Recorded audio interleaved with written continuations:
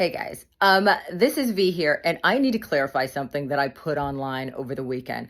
I uploaded a post about some of the trials and tribulations of Vanya the kid, and those things were true. And I also read a poem that I found that I had written to a boy that was disinterested. Here's the thing. I did write this guy a poem. It was not that one. He has the poem. In fact, he's brought it up several times because we are friends to this day. And he likes to bring up the fact of how in love I was with him. Anyway, we won't even talk about that. So that poem that I read was actually a poem that I wrote based on that letter.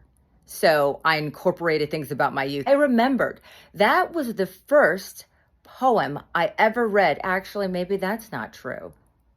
Okay, here's what happened. The letter I wrote the guy, I took to a poetry reading in Washington, D.C., to a place called Mangoes, which I think has since become Busboys and Poets. So I went to a poetry reading, sort of slam style poetry. I took that letter that I wrote him and I read it there. Then I gave it to him and I've never seen it again. At least I don't think I made a copy of it.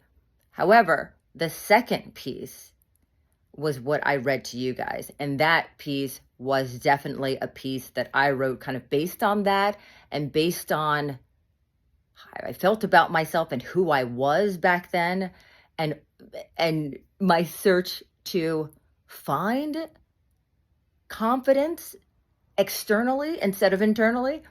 But then finding myself later on.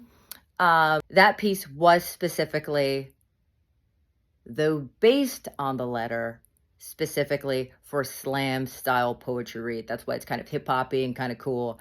And yeah. Fun fact about me, I used to be a rapper in elementary into high school. Like I thought that that was going to be my big thing. And now I work corporate. So yeah.